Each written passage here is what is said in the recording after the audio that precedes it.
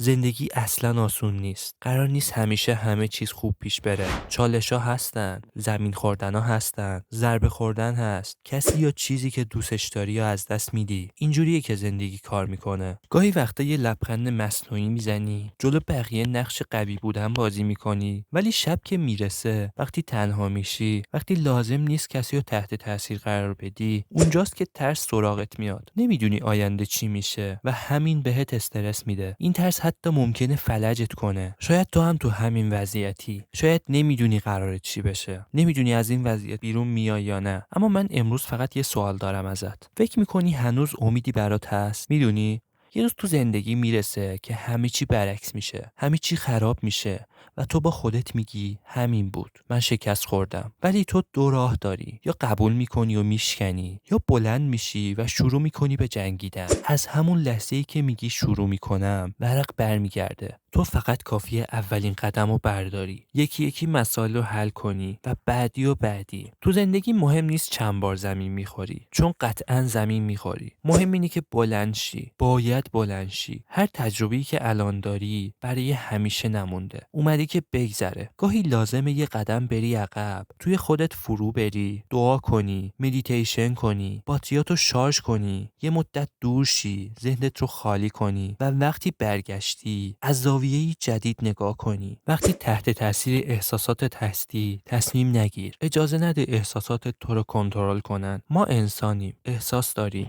اما باید یاد بگیری احساساتت رو مدیریت کنی، چون اگه کنترلشون نکنی، اونا تو رو کنترل میکنن. برای منفی فکر کردن یا ناامید شدن هیچ تلاشی لازم نیست. ذهن خودش این کارو خوب بلده. ولی اگه بخوای وارد عظمت شخصی خودت بشی، اگه بخوای به نسخه بهترت برسی، باید خلاف جریان شنا کنی. باید ارادت رو مهار کنی و بگی با وجود همه چی، من کنترلم اینجاست. نمیذارم این منو نابود کنه. من برمیگردم. به خودت بگو واقعا چی میخوای. میخوای مثل الماس باشی؟ خب این چیز جدیدی نیست. همه میخوان. ولی واقعیت اینه که همه بهش نمیرسن. دیوونه کننده ترین نکته اینه اگه بخوای میتونی بهش برسی. کسی جلوت وای نساده. کسی اسلحه رو روی سرت نذاشته که بگه نمیتونی. همه چیز بستگی به اراده داره. به سخت کوشی، به فداکاری، به تعهد، به پایبندی. فرق بین آدما ژنتیک نیست، استعداد نیست. فرق واقعی بین آدما اینه که کی حاضر میشه زمین بخوره، تحقیر بشه، بدشانسی بیاره، ولی دوباره بلند شه، ادامه بده، تسلیم نشه. این روحیه است که برنده میسازه. ما از قبل میدونیم مسیر سخته، میدونیم قرار موانع داشته باشیم، میدونیم درد هست، فشار هست، شکست هست، میدونیم دنیا میخواد ما رو بشکنه. اینا رو هممون میدونیم. پس قبل از شروع جنگ تو ذهنت تصمیم بگیر که برنده‌ای.